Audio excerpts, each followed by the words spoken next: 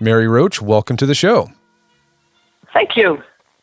So you've written several books, a lot of popular books about the science and research that goes on in different domains of life, like sex or the afterlife or human space travel. And your latest is called Grunt, The Curious Science of the Military. So I'm curious, was there something in particular that led you down the researching the research that goes on in the military? Yeah, it was kind of an odd path to this book. I don't have any background in military science or anybody in my family, but I was reporting a story in India on the world's hottest chili pepper, the boot jolokia, and that pepper, the Indian Defense Ministry had made a non-lethal weapon out of it. They'd made sort of a chili bomb for dispersing crowds, and so I went over there to report on that. I went to the lab where they made this, and while I was there, they were working on leech repellent. There was some other lab that had done some sort of telepathy work. I was like, wow, military science is way more interesting than just weapons. And I'm not a technology writer, so I wasn't interested in covering weapons and Defense Department technologies for various reasons. That didn't appeal to me. But anyway, that was where the seed was planted from that trip. And then when I came home around that time, a retired Army pathologist had written to me because he'd read, I think, probably Stiff, and I brought up the topic of military science, and I said, I think access will probably be a problem, and he was very encouraging, and he said, I think you should do it, you should try it. I can introduce you to people at the morgue in Dover, which is a place that I had assumed would be difficult for a writer to get access to. So it was a combination of those two things happening within a couple of months that kind of led me down that road. So yeah, I mean, what's interesting about your book, because like when I think military research, I think DARPA and like laser cannons. But you highlight the military science that goes on that's not involved with DARPA or developing next generation weapons.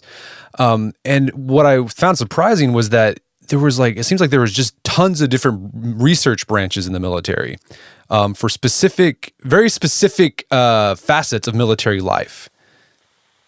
Oh, yeah, like military entomology. I mean, I'd never heard those two words put together, military and entomology. And then, you sort of assume, military entomology, that's something about putting little cameras on bees or something. But in fact, it was like, mosquito repellent, because sometimes, the malaria kills more soldiers than the bullets and bombs, or maggot therapy. It was surprising that these disciplines existed, and then doubly surprising to learn what was going on at them or in them. Yeah, and they even had there's a research department that just is dedicated to military clothing, and it's intense. Oh, yeah. It's very intense. Like what goes on there? Oh yeah, Natick Labs in Massachusetts, U.S. Army Natick.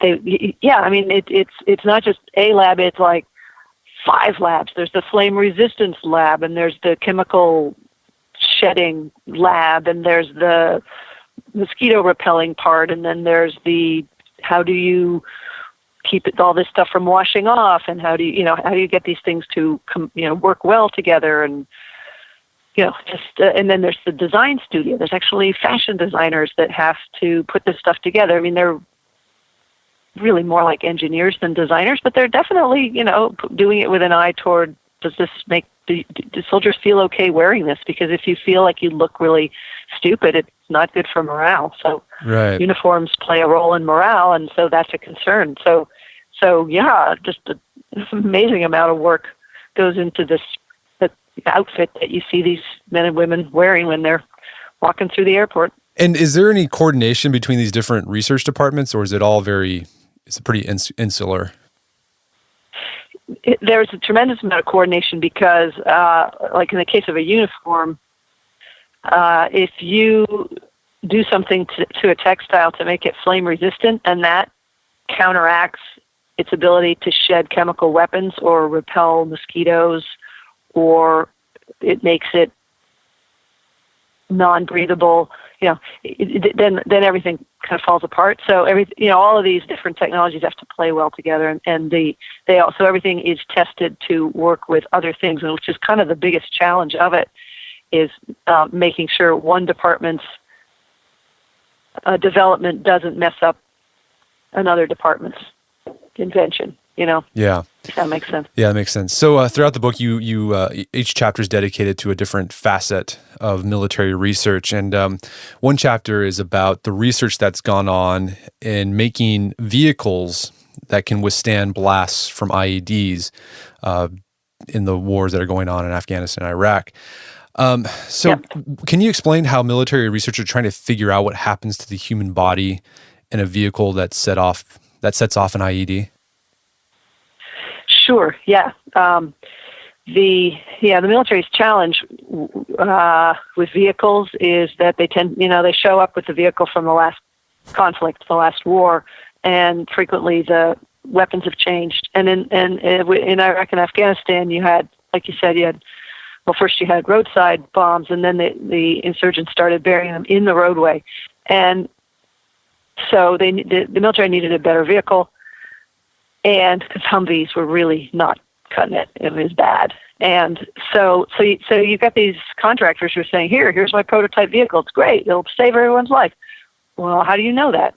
Well, there's no, normally, like in the automotive industry, you can put a crash test dummy in there, but the crash test dummies for the automotive industry don't work because automobiles crash head-on, or it's a side impact. They're not designed for a blast coming up from below that smashes the bottoms of passengers' feet and their pelvises and messes up their backs, which is what happens when you have a blast go off right underneath. So, there's certain things they knew right away they could do, like, a V-shaped or a double V-shaped chassis, which would deflect the energy off to the side rather than slamming up into this flat chassis that would then transmit all the energy into the bottoms of people's feet and their butts. So, there's certain things that certainly would help right away. But in order to know what was, really ultimately going to happen to people in the vehicle, they needed a crash test dummy. So they're actually designing one, which is a big undertaking. The automotive industry did this work back in the 60s, and it's done with cadavers, where you to calibrate the dummy, you expose cadavers to certain to incrementally to different amounts of blast energy. There's a big rig with a buried explosive out at Aberdeen Proving Ground, and the cadavers are sitting in seats up on a platform, and then they're autopsied after the explosion. And it sounds really gory, but it's not. If you watch it on video, it's these two guys wearing full body Lycra suits sitting in chairs that look like they took a speed bump too fast. It's only when you really slow it down you see because everything happens so quickly that, it's too quickly for the body to respond, and so you get tears and breakages in bones and things like that. Anyway, so that is what's underway, so that hopefully there'd be, when this mannequin or test dummy is completed, it would be a way to quickly evaluate a vehicle to make sure that the injuries to the people inside are going to be minor or non-existent and not serious or fatal. Yeah, the thing that surprised me is they used cadavers, like human cadavers, in the testing. Because I've always heard, they've used like pigs or because they mimic the human body, right? That was wow. Right. Well, yeah, pigs. Pigs are closest to the human body, but they don't move in the same way. I mean, even if you look at the slow motion footage of somebody sitting in a seat with a blast underneath, there's a lot of flailing of the limbs. And a pig has really short limbs. I mean, for that kind of work, a pig wouldn't really give you much good information. Their heads don't move on their necks the same way. It's a lot of flailing that happens really quickly and damages, the spine and the limbs, and that wouldn't work. So the automotive industry did the exact same thing in the 60s, using human cadavers, just going through at different speeds, what kind of injuries would this create? So that the test dummy only can tell you how much force or how much strain. You need the cadaver work to tell you, well, what does that force or strain actually do? Is it a minimal injury or is it a fatal injury? Right. So, yeah. And, the cadaver work has been a big deal. I mean, the military doesn't undertake that work in a cavalier way. At this point, you now have to have something like 6 months of approval process, all the way up to Congress has to sign off on the use of a cadaver in any anything that would expose the body to something like an explosion. Right. And again, it's like an explosion from way below. It's not like you are dismembering a body. Right. It's yeah. And I mean, it sounds ghastly, and people kind of freak out when they hear it. But it's not including generals. Yeah, well, you talk about in the book, like, when the generals found out what they wanted, they were pretty reluctant to sign off on it. Yeah. But I mean, has the research made the vehicles better to withstand IED explosions? Yes. Since the start of the war.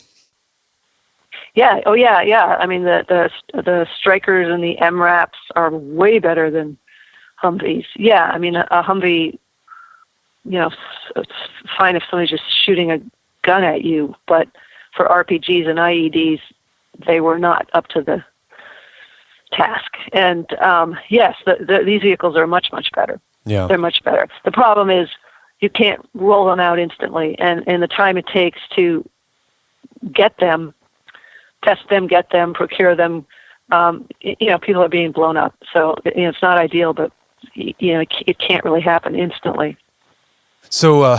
One of the things you talk about in the book is that the military has gotten really good at saving lives.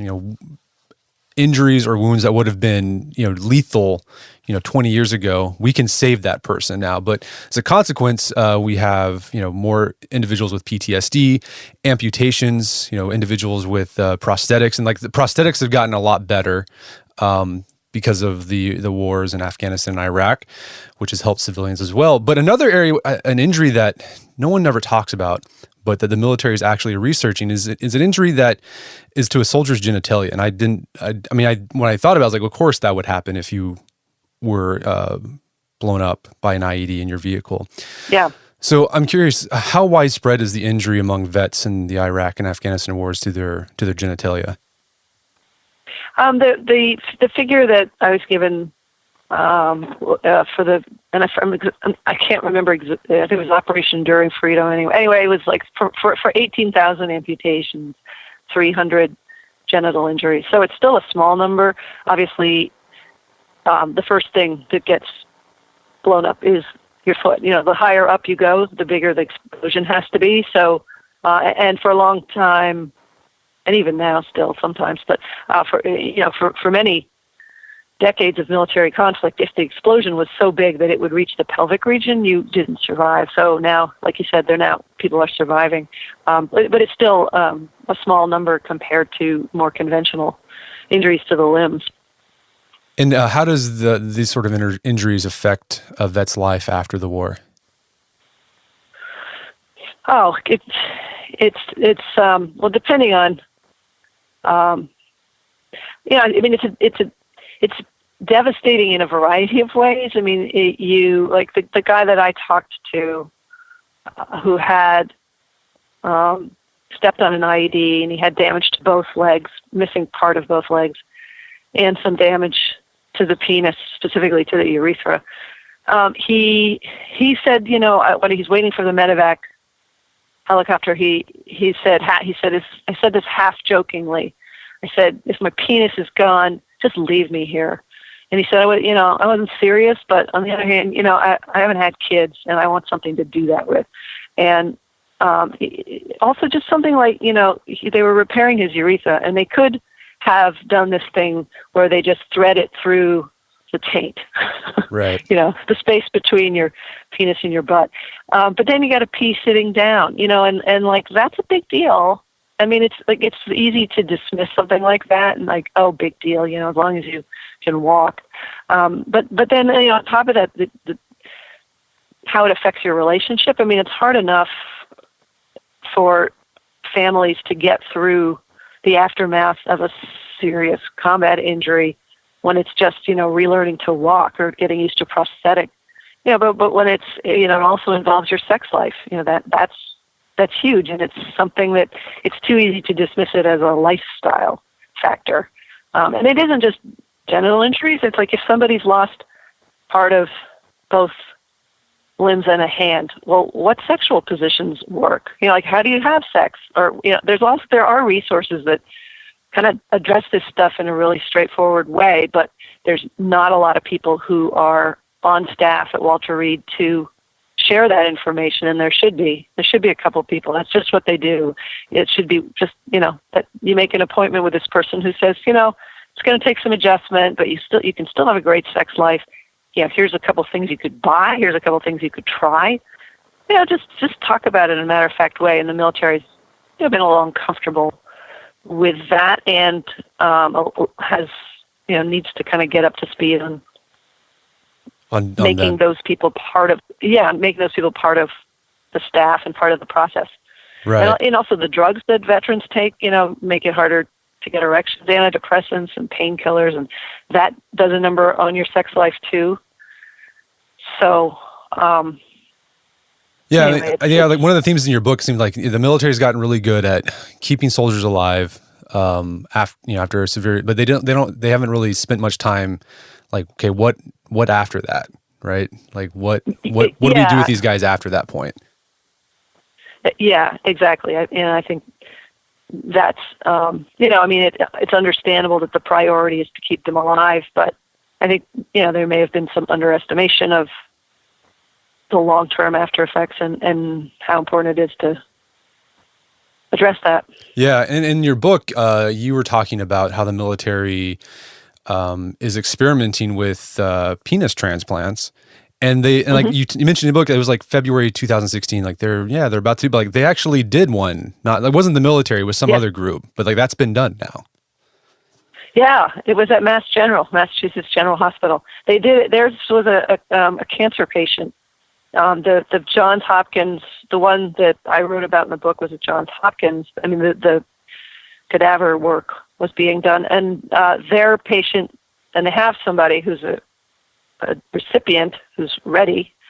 He's a veteran. I haven't spoken to him, but and they were still waiting for a match. They still that hasn't happened yet, but it happened. The first U.S. transplant happened. I guess it was 2 weeks before the book came out. Yeah, and did any of the military research or surgeries like have an influence in it, or was that something kind of completely cordoned off? Well, the cadaver lab that I went to, where they were working out some of the details of which arteries to reattach, like which ones were the most important. That was those guys were getting some funding from the Defense Department, because obviously this is something that would benefit a lot of veterans. But what was the question? Well, I'm just saying, I was curious. The folks that did the penile transplant, not too long ago, did the military research play any role in? Oh, I don't know whether the Mass General team had any Defense Department funding. That I don't know the answer to that. So one thing I didn't think about, I thought was interesting, was the research that the military does with hearing, and hearing loss. And so there's two problems there. So like you want to prevent hearing loss because soldiers are around loud stuff all the time, guns, explosions, helicopters, jet engines. But whenever you put on earplugs, then they can't hear what's going on around them. Yeah. So what's the military doing to overcome that problem? There is a pretty cool thing called TCAPS, Tactical Communication and Protection System, which I've tried on, and I want a pair because you could eavesdrop on people on the subway, like across the car, and they wouldn't know. It's kind of cool. It's this headset. It's got communications built in, so you can communicate wirelessly with someone overhead in a helicopter, or someone back at the base, or just the other people in your unit who are 40 feet away from you. And it selectively amplifies quiet sounds like a human voice, and it mitigates loud noise.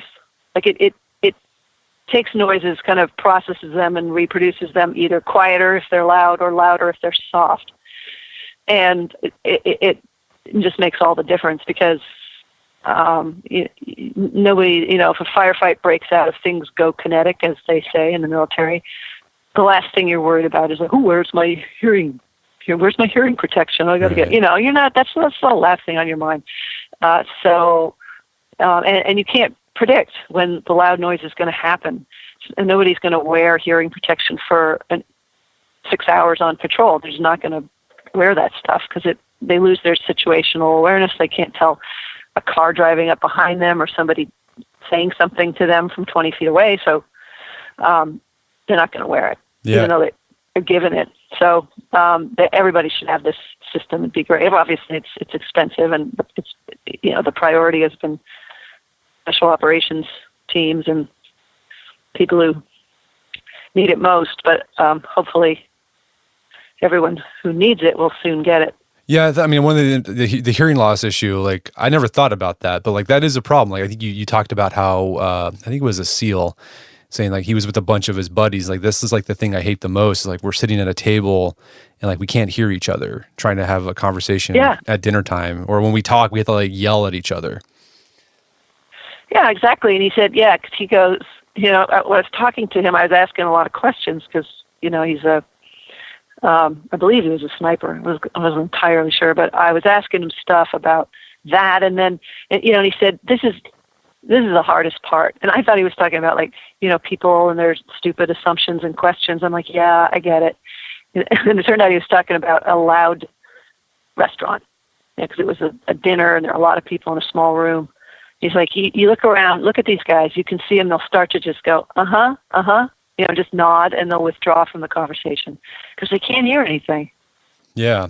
And that could also influence, things like PTSD or some of the emotional trauma that might, because they can't talk. Yeah. They can't communicate with the outside world. So, as you said, they turn inward. Yeah.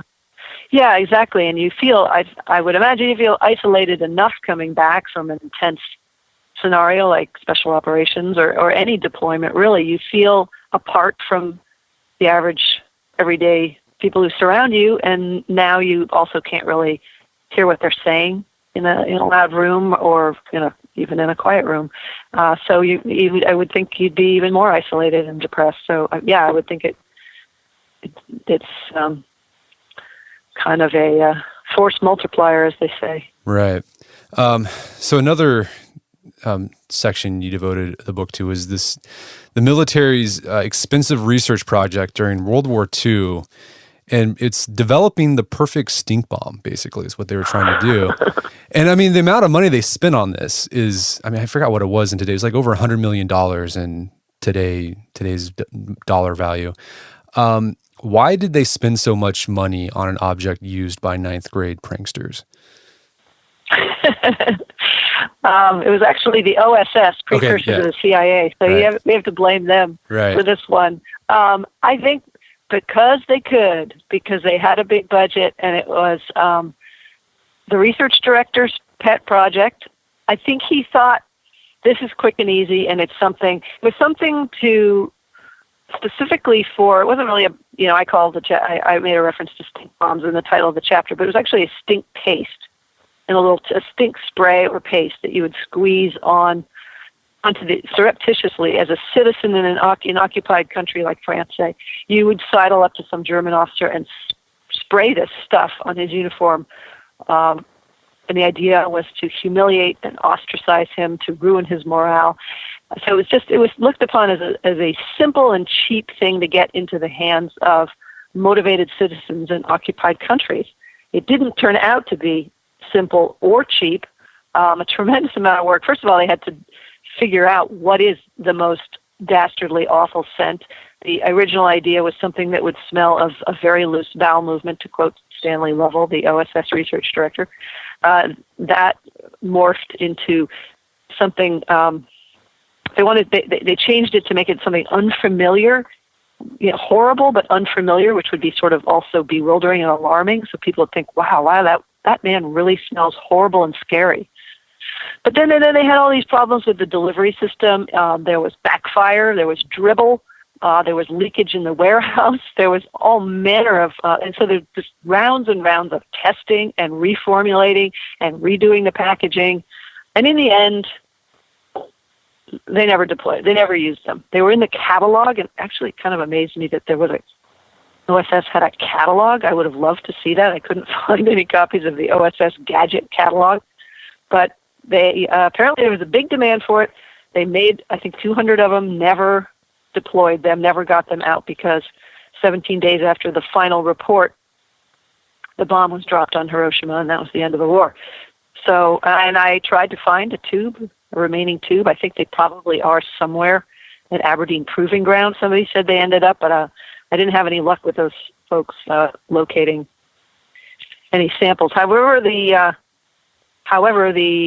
Monell Chemical Senses Center did have a sample of it for me to smell, and it's pretty awful. It smells bad. It's pretty awful. It's yeah, I mean, you wouldn't want that sprayed on your jacket, right? And the other interesting thing I thought about the research with trying to find the stink that would demoralize people was the other thing they ran into is like some cultures like found like putrid smells. Actually, that smells pretty good, like sewage. Yeah, like people in Mexico are like, yeah, that kind of reminds me. It's a pleasant smell. Or vomit. Yeah, like, oh, okay, that's great. Yeah.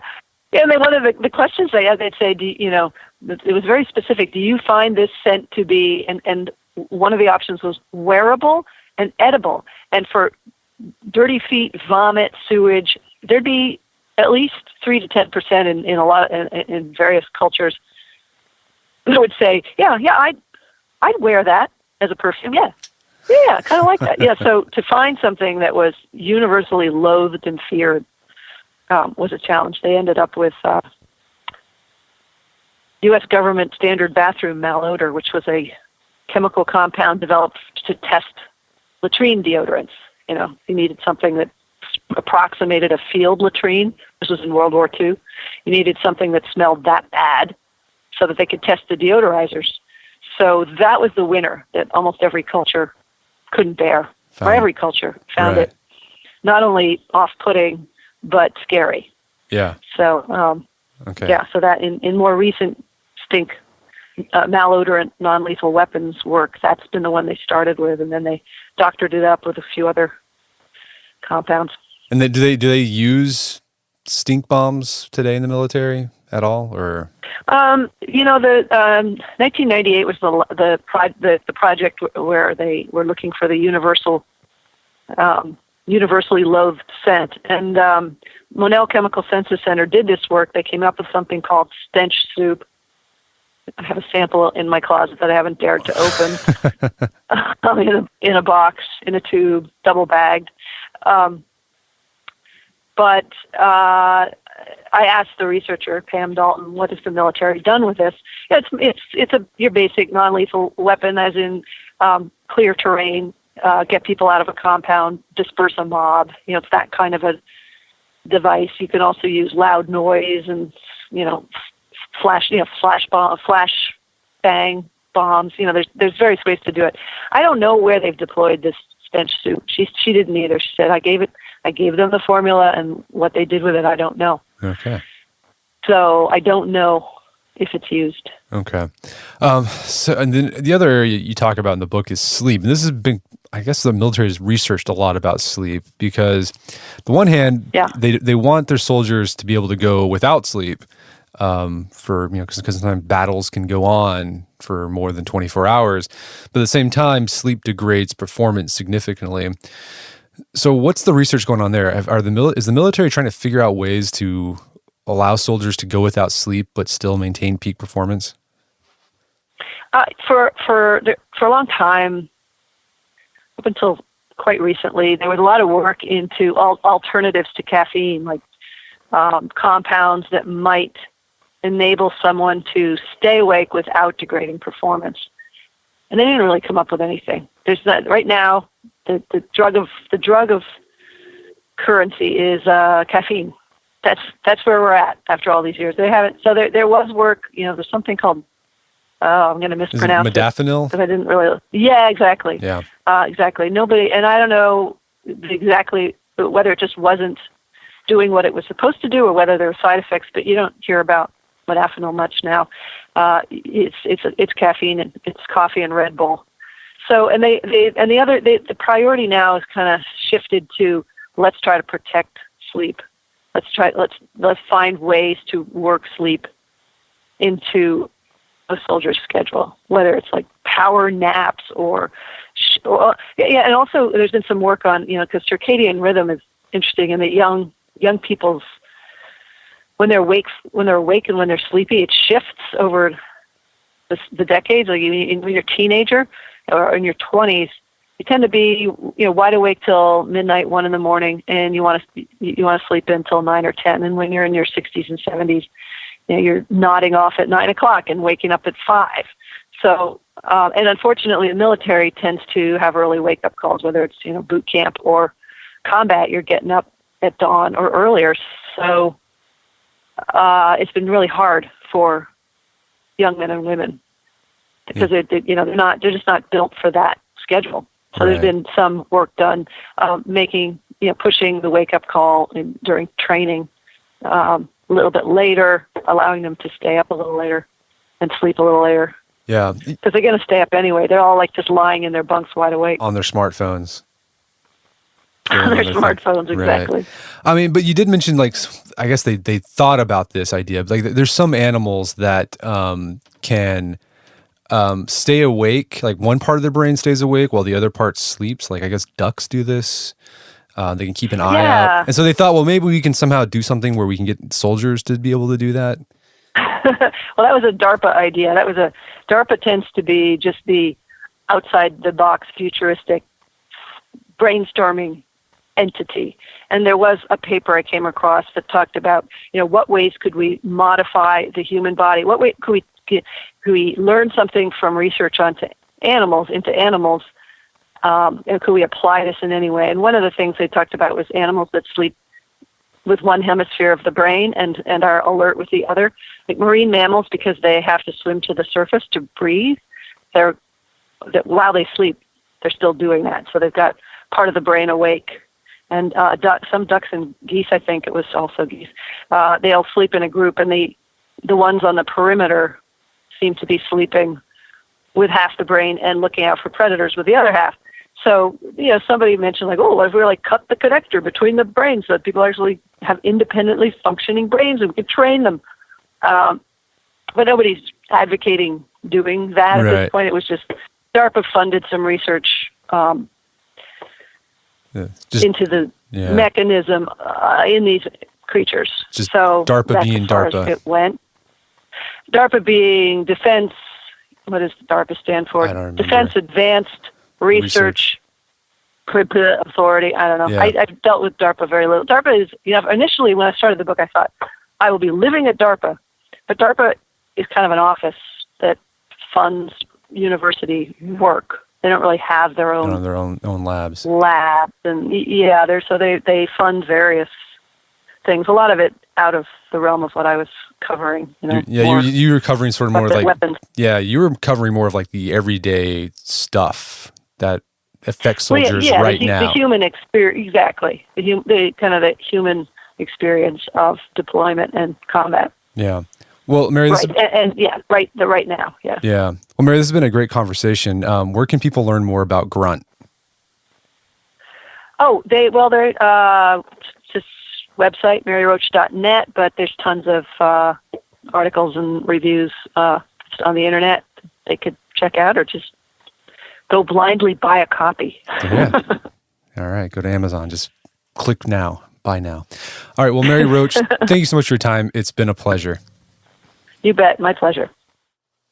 My guest today was Mary Roach. She's the author of the book Grunt, The Curious Science of Humans at War. It's available on Amazon.com and bookstores everywhere. And also make sure to check out the show notes at aom.is/grunt, where you can find links to resources where you can delve deeper into this topic.